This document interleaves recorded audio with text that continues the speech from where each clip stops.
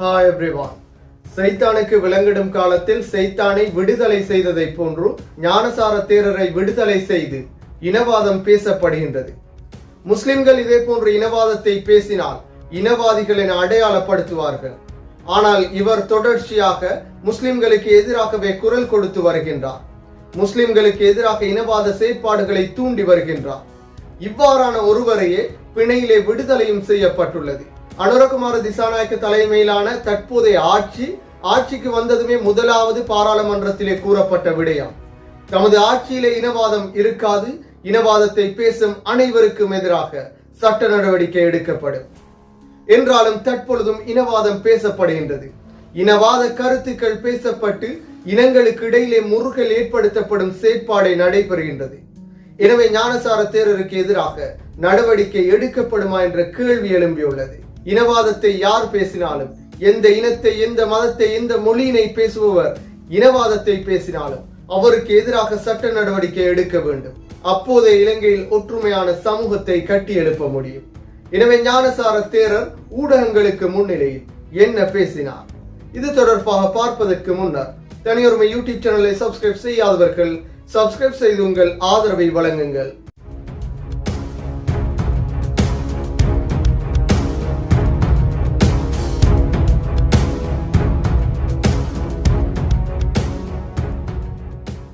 தொடர்ச்சியாக பல ஆண்டுகளாகவே ஞானசார தேரரின் பிரதானமான தொழிலாகவே முஸ்லிம்களுக்கு எதிரான வன்மமான கருத்துக்களையும் இனவாத கருத்துக்களையும் பகிர்வதே இவரின் பிரதானமான தொழிலாகவே காணப்படுகின்றது. இதற்கு எதிராக பல வழக்குகள் தொடரப்பட்ட நிலையிலும் அண்மையில் ஒரு வழக்கிலே சிறையில் அடைக்கப்பட்டாலும் மீண்டும் பிணையிலே விடுதலை செய்யப்பட்டுள்ளார். சாதாரணமான மனிதர்களாக இருந்தால் அவர்களுக்கு வழங்கப்பட்ட காலத்திற்கு முன்னர் சிறையிலிருந்து வருவது மிக பெரும் சவாலாகவே காணப்படும், கனவாகவே காணப்படும். ஆனால் இவ்வாறானவர்களை தொடர்ச்சியாக விடுதலை செய்வது, மன்னிப்பது, இவர்களை பிணையிலே விடுதலை செய்வது என தொடர்ச்சியாக இலங்கையிலே சாக்கடையான நிலையே காணப்படுகின்றது. இதற்கு எதிராக பலரும் குரல் கொடுத்தாலும் அரசியல்வாதிகள் அல்லக்கைகளாகவே தொடர்ச்சியாக காணப்படுகின்றனர். அவர்களுடைய செயற்பாடுகளாலும் சட்டத்தில் உள்ள ஓட்டைகளாலுமே இவர்கள் வெளியிலே வருகின்றனர். ஜனாதிபதியாக இருந்த மைத்திரிபால சிறிசேனவே பொது மன்னிப்பு என்ற பெயரில் இவரை விடுதலை செய்திருந்தார். கோட்டாபே ராஜபக்சவின் காலத்தில் அனைத்து இனங்களும் ஒற்றுமையாக வாழ வேண்டும், ஒரே சட்டத்தை இயற்றுவதன் தலைவராக ஞானசார தேரரை நியமித்திருந்தார். மிக பெரும் வேடிக்கையாகவே இந்த செயற்பாடுகள் காணப்பட்டது. அனுரகுமார திசாநாயக்கவின் ஆட்சியிலும் முதல் நாளில் கூறப்பட்டது, இனவாதத்தை பேசுபவர்கள், இனவாதத்தை தூண்டுபவர்களுக்கு எதிராக சட்ட நடவடிக்கை எடுக்கப்படும், சட்டங்கள் போதாது என்றால் புதிய சட்டங்களையும் நாங்கள் உருவாக்குவோம் என கூறியிருந்தனர். என்றாலும் அதே அரசியலிலும் மீண்டும் இனவாதத்தை பேசக்கூடியவராக சிறையிலிருந்து வெளியே வந்த அடுத்த தினமே இனவாதத்தை பேசக்கூடியவராக ஞானசார தேரர் காணப்படுகின்றார். இலங்கையில் இருக்கும் ஜமாத்தே இஸ்லாமிக்கு எதிரான பல கருத்துக்களையும் அதே போன்று முஸ்லிம்களுக்கு எதிரான பல கருத்துக்களையுமே பேசியுள்ளார்.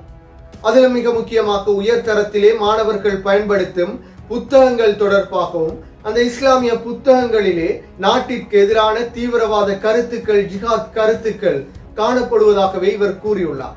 எனவே முஸ்லிம்கள் பயன்படுத்தும் புத்தகங்கள், முஸ்லிம்களின் பதவிகள், முஸ்லிம்களின் செயற்பாடுகள், முஸ்லிம்களின் கடமைகளிலும் இஸ்லாமிய சட்டங்களிலும் கூட இவர் இடையூறு செய்பவராகவும் இதனை இனவாதமாக மாற்றுபவராகவும் இந்த செயற்பாடுகளை செய்ய முடியாது என முஸ்லிம்களுக்கு கடமையான பல சட்டங்களையும் இவர் பேசக்கூடியவராகவே காணப்படுகின்றார். எனவே முஸ்லிம்கள் இலங்கையில் எவ்வாறு வாழ்வது, இஸ்லாமிய கடமைகளை பின்பற்ற முடியாதா என்ற கேள்வி எழும்பியுள்ளது. அதிலும் மிக முக்கியமாக ஜமாத்தே இஸ்லாமியை சேர்ந்த பலரும் இலங்கையின் பல பதவிகளிலும் காணப்படுவதாகவும் அவர்களூடாகவே இனவாதம் பரப்பப்படுவதாகவும் அதே போன்று பெரும்பான்மை இனத்திற்கு எதிராக செயற்படுவதாகவும் மிக மோசமான கருத்துக்களை பகிர்ந்திருந்தார்.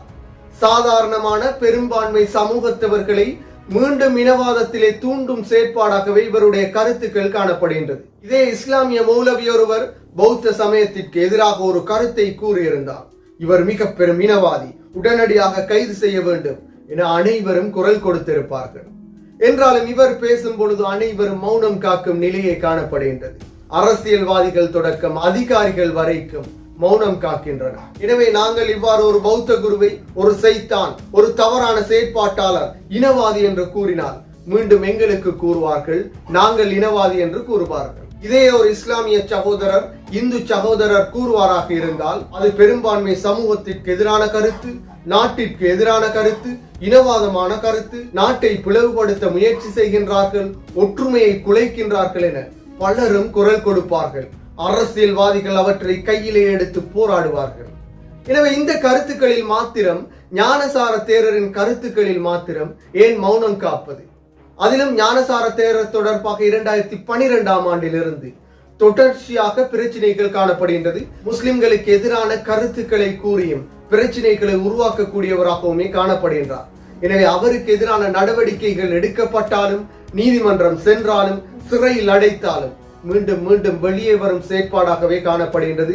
சட்டத்தில் உள்ள ஓட்டைகளும் ஓட்டை அரசியல்வாதிகளாலுமே இந்த செயற்பாடுகள் அரங்கேற்றப்படுகின்றது. இலங்கையில் மிக பெரும் மாற்றமாக அனுரகுமார திசாநாயக்க ஜனாதிபதியாக தெரிவு செய்யப்பட்டதுடன் சிஸ்டம் சேஞ்ச், அனைத்து ஊழல்வாதிகளும் ஒழிக்கப்பட வேண்டும், இனவாதிகளும் ஒழிக்கப்பட வேண்டும் என குரல் கொடுக்கப்பட்டது, ஆட்சியும் அமைக்கப்பட்டது. எனவே இந்த ஆட்சியின் ஊடாக இவ்வாறான இனவாதிகளும் முளையிலே கிள்ளி எறிய வேண்டும். ஆனால் இது முளை அல்ல, மரமாக ஆலமரமாக வளர்ந்து நிற்கின்றது. வேரோடு அழித்தால் மாத்திரமே இலங்கையில் இனவாதமற்ற சமூகத்தை கட்டியெழுப்ப முடியும், ஒற்றுமையான சமூகத்தை கட்டியெழுப்ப முடியும், அனைத்து மக்களும் ஒன்றாக வாழ முடியும். இல்லை என்றால் இவர்களின் கருத்துக்கள் ஊடாக தொடர்ச்சியாக இனவாதம் பேசப்பட்டு பெரும்பான்மை அப்பாவி மக்களின் மனங்களிலும் நஞ்சே விதைக்கப்படும், அதனூடாகவே இனவாதம் தூண்டப்படும். எனவே இவரை மீண்டும் கைது செய்து சிறையில் அடைக்க வேண்டும். இதற்கு பின்னர் பிணை வழங்கக்கூடாது. பிணையில் வந்தவர் தவறு செய்தால் அதிகபட்ச தண்டனைகள் வழங்க வேண்டும். ஆனால் இவர்கள் பிணையில் வருவதே தவறுகள் செய்வதற்காகவே. அடுத்த கட்டமாக இலங்கையில் துப்பாக்கி சூடுகளை போன்று மீண்டும் இனவாதம் தலை தூக்க போகின்றதா என்ற பயமே அனைவரிடமும் காணப்படுகின்றது. எனவே தற்போதைய அரசாங்கம் அடுத்த கட்டமாக என்ன நடவடிக்கைகள் எடுக்கும் என்பதை பொறுத்திருந்து பார்ப்போம். மீண்டும் ஒரு வீடியோ பதிவில் சந்திக்கும் வரை தனியொருமை யூடியூப் சேனலை சப்ஸ்கிரைப் செய்யாதவர்கள் சப்ஸ்கிரைப் செய்து உங்கள் ஆதரவை வழங்குங்கள்.